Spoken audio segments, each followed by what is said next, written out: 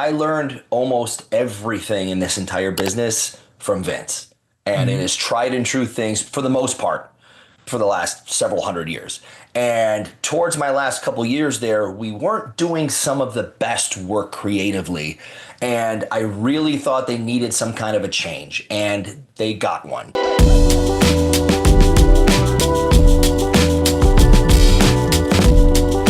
All right, everybody. Sportskeeda Wrestling. I'm here with a name you're very familiar with, TNA Wrestling on the map. One of the biggest shows they had recently, and maybe even a bigger one coming up. Wow, TNA. Everyone said I was dead. How many times, Nic Nemeth? How many times have they counted TNA out now? I mean, I would have counted it the first time when Bobby Roode left. It would have broken my heart, but at least I got to work with him in WWE. So 75 to 76 times and every other Thursday if you pay attention to Twitter. But most importantly, we don't, because we have such an insane grassroots campaign. I've said this so many times.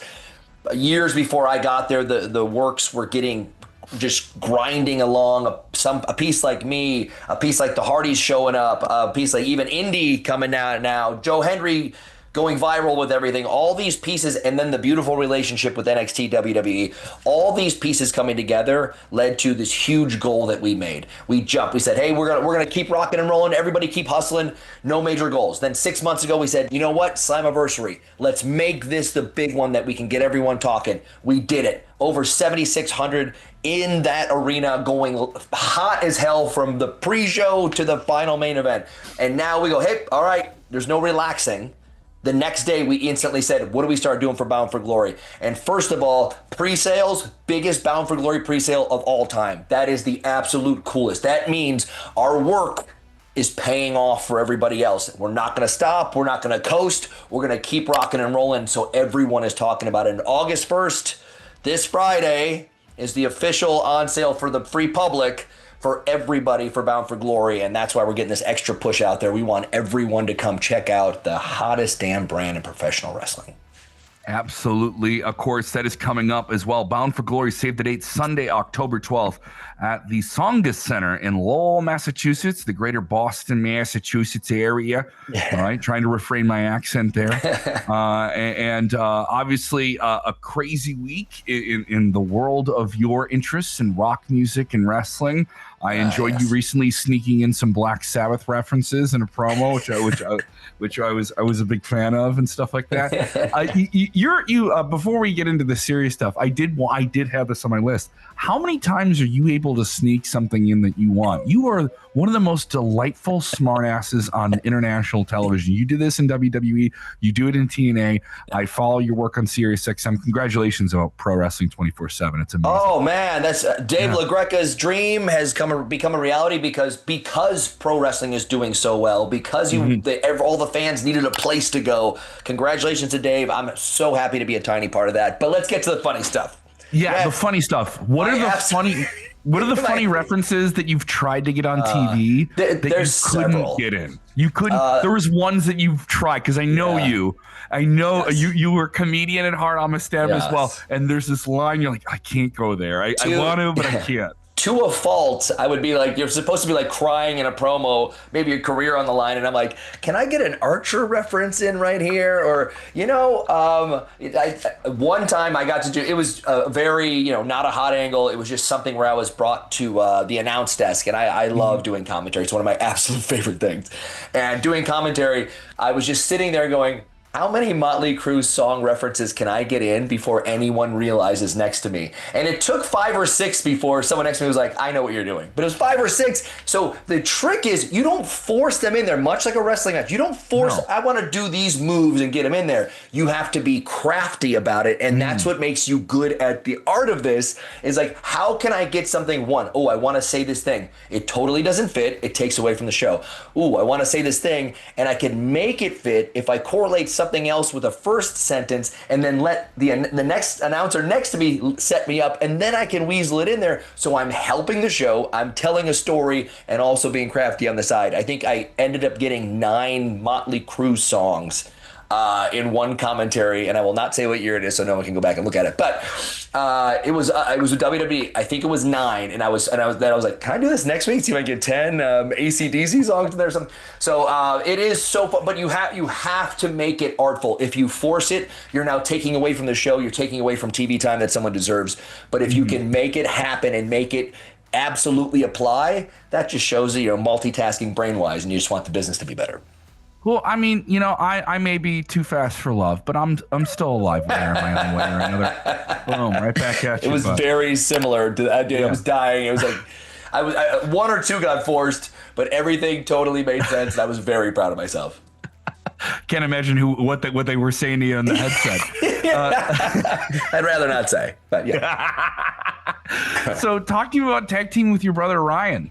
This has been thing. I think you guys had the show stealer at Slammiversary. I really do. All 4 of you guys with the ladder match. The Hardys are now the TNA Tag Team Champions. Yes. I'm sorry to bring up that sour spot. That happens. But what has the experience been like to tag team with your brother? I know there's been a lot of brother tag teams in professional wrestling, but not everyone gets to have this moment together that you guys have, because you guys were in very different planes in wrestling for a long time, and now recently it's a different thing for you guys. Yes, and first and foremost, that ladder match, all the teams involved absolutely went above and beyond and wanted it to be this special moment for the show. So I'm happy to be a part of it. So much credit goes. I mean, obviously, when someone's asking me advice for things, I'm like, yeah, okay, I'm the guy to talk to. I got it figured out. We're talking about ladder matches and tag team ladder matches. I deferred everything to the Hardys, no questions asked. And I was like, no. Any day of the week, I'd be disappointed. You're not coming to me about a wrestling match? We're going to this thing. I'm like, how about this? How about this? You know what? You guys let me know. It was a huge team effort, but when in doubt, let the experts bring in some pointers. And then even Jeff being out of the box so much and having the coolest stuff, especially the ending of that. Anyway, I'm mad we lost. Very cool to be with my brother, because I thought, you know what, maybe we'll get a chance to see each other, work together. Maybe we'll have a tag match or two. But I am so hard on myself and my close friends and my family that I wouldn't I'm not going to be one of those guys that everyone's talking about. Can you believe Nick and Ryan are tag teaming just because Nick wanted to get this on here and they're forcing to get in there? And they're like, I am so psychotic about that. I said, if this doesn't work and we can't get something good out of this, I am canceling it, because I care too much about the business to be one of those guys who's forcing in some crap. But you're not going to make this work just because it's family. Yes, no, I still care. I was straight up with creative and Ryan. I said, I am not forcing this. I'm going to do everything I can to make it work. And if it works, we're off and running. And it was the second or third week in, and we were already we hadn't wrestled together a lot, but we have a lot of chemistry because we've done a lot of comedy stuff and acting things together. And I went, damn it, this is working. And this creative long term is going to be a beautiful story. And it's already starting out now. And it went from Ryan getting no reaction 1 week in to Ryan getting booed the second week to the third week. It was almost for one day, Vicky Guerrero levels, like the crowd wouldn't let him talk. Not as high, because that was 20,000 people losing their minds. Is that your standard? Vicky? It's really hard to top. That Vicky was. I was there. We went through an entire segment because she couldn't get words out, and we added a segment to me, her, and John Cena, and added a segment to the match because she couldn't get a word out. It was we can't catch that. But in this space that we had, and the 1,000 or 2,000 people there, they wouldn't let him speak. And it was all within 3 weeks. And I went, this is unbelievable. It's working. They're booing. Ryan's pulling me to the dark side. And now I'm fully on the dark side, and I never want to look back. There you go, man. Let's talk about TNA and this interaction with WWE NXT, which has really been interesting to see WWE as a much different structure than maybe when you were even there to partner. We're not trying. No, we're going to partner. And it's this kind of, dare I say, a new territory system. And you're benefiting from that as a guy who knows how WWE works, but knows that TNA is very different. What do you think of the collaboration as a guy who's been on both sides of it now? For someone I learned almost everything in this entire business from Vince, and it is tried and true things for the most part for the last several hundred years. And towards my last couple years there, we weren't doing some of the best work creatively. And I really thought they needed some kind of a change, and they got one. And with a new regime for them, a lot of things that were totally faux pas and never going to happen were things that opened big doors and for a bigger audience and actually really smart business down the line. So watching that happen, this is one of those things that probably would never happen if Vince was still in charge. Not that that's good or bad. He's an absolute pioneer and made billions and billions of dollars. But at some point, you at least need a little bit of a, just got to check the system with someone who's not in that same category. It's really easy to have yes men around you, and that can very easily happen when you have the money and the power there. So getting a different perspective, a younger one with an outside vision, really, really changed a lot of things for them. And I watched that happen and went, okay, that's the way to go. That's great. So because of that, one of the many positive factors would be partnering and having some people show up on NXT or WWE that normally wouldn't be there, or having someone show up on Impact that doesn't work there, and just getting just a little bit more of the word of mouth out there and on a bigger stage. And I really think that with all the hard work behind the scenes that everyone's been doing for years now behind the scenes, with the talent roster, we got a couple people who have seen it all, like myself and the Hardys, and then now you got all these young up-and-comers who are drooling at a chance to get out there, one, to tag with their heroes, the Hardys, which has been happening nonstop, or to get out there and make a name for themselves as this show becomes the one that everyone must see. As I want to call you a veteran, I think is a good thing to say. You're in the ring fair. with some people who were kids who saw you when you started your career. Yes. Is there an interaction you've had with a younger talent in that very hungry locker room, which, as you mentioned, has this great mixture of very fresh, bright, breaking talent who are being molded by great names that you guys have there beyond just the in-ring stuff? I note to Tommy Dreamer and the different support staff you guys have. Have you had an interaction with a younger talent that makes you think, "Ooh, that was me a long time ago"? Oh yeah, every Thursday we're taping something. Yes, and sometimes it's right and sometimes it's wrong. But watching that idea of like, why aren't we doing this? And you're like, oh my God, yeah, I remember being there. Okay, here's why we're not, but we could in 2025 if we shift it like this, and maybe there's a little back and forth of someone who's been there with the TV audience and someone who has this eyesight of 2040 down the line, that they want to have everything be cool. And like, let's find a way to take that 1980s psychology and mix it with that 2025 explosions in the ring. And let's make a happy medium of a beautiful match or show or story, however it is. And there's a million of those, but I was funny. This is not a like learning one, but this is funny. I won't say who, I won't say what company. It was like a young lady came up to me and she's on a roster and she's working full time, and she's like, hey, just want to say I'm a big fan. I have your shirt. And I was like, whoa, hey, that's pretty cool. And he's like, ... I wore it to school in 4th grade. And I was like, oh yes, of course you did. Yeah, of course. I was like, yeah, I'm pretty cool. Still got it. Wrestling chicks still wearing my merch from 20 years ago. I was like, I wore it to 4th grade dress down day or something. I went, yep, all right, I'll see you guys later. So I'd much rather pass out the funny one than the behind the scenes in the woods. Here's why we can't do this move. Maybe we should later. That's way better.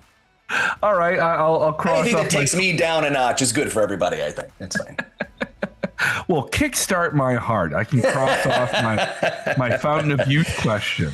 Let me ask you about this as someone who has over 20 years now? Over 20 years in the wrestling? Yeah, I think like this month it's 21 or 22. What year is it? 25. I think it's my 21st or 22nd year. One of those two. I got to ask CJ. You've had this permanence at the top level of the wrestling business where there's never been your previous incarnation as Ziggler and now as Nic Nemeth. There's never been a version of you where people have never seen you less than that player. What is the sustenance that you have to maintain all that? You've avoided serious injury. You avoided all these different things that a lot of other people in your career, all right, at some point you're not wrestling like a guy. He's been wrestling for 20 years. For you, how do you keep that going? And is there goals that you keep chasing now? Are you still strike me as a very hungry guy as we're sitting here talking? What keeps you going? And is there something you're still fighting for in your career that maybe hasn't been notched off the belt yet? Two big points. One, this is a blessing and a curse. never having that big injury means never tearing your quad and coming back at Madison Square Garden 8 months later to the entire world blowing the roof off for you. Even the one time I got to go away to do a movie for 5 weeks, Vince created a live event 2 weeks into the movie that we could put into the movie that put me in the live event, that put me on a show, that made me film a video. So I never even had a couple of weeks in 21 years to where I was just, they needed to not see me because of not having injuries. And I'm going to also wear that as like, as an onion on my belt here, is like, hey, no one has ever done that in a full schedule of 20 years. No one ever will again, because those schedules don't even exist anymore. And I am the absolute iron effing man when it comes to that, because it's a Cal Ripken-esque shriek. There is 2 TVs, not weeks, 2 Mondays that I was technically unavailable in 20 years. No one will ever do that again. And it wasn't a guy who was there high-fiving people and telling stories. I was the guy in the intermission main event doing 30 minutes for the Intercontinental title or the US title or the world title. And no one will ever come anywhere near that. Your favorite, the greatest of all time, Bruno with 20,000 days in a row as champion, no one will ever do that for that long ever again. So I am crazy. I'm obsessed. I can't go, you know what? Won the world title, time to chill out and put the strap on my shoulder and take a break. I'm so crazy. I have to prove to myself and the crowd every night that I'm doing this, that I'm justifying my position, and I always will. I can't not do it. What is the lasting goal here that you want to achieve before you say, all right, that's it? Well, I know you have a lot of them. Do you have one that's still there?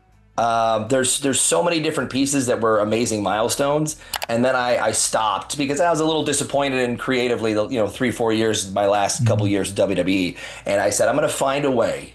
I don't care about wins and losses. I don't care about championships. What I care about is helping a companies, or talent behind the scenes or in the ring. And all I want to do, I don't want to go like, hey, I won 14 world titles. I don't care about the number. Like 20, I don't care about that stuff. I want, when people talk about the business 20 years from now, that I left it better than when I got there, period.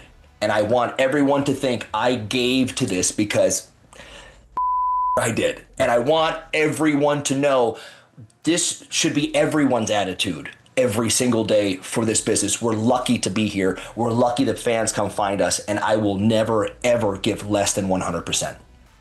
The on sale for Bound for Glory is August 1st. You can go to TNAWrestling.com for all the information coming up this October. It will be, as they're billing it, we saw it with Slammiversary, the biggest Bound for Glory of all time.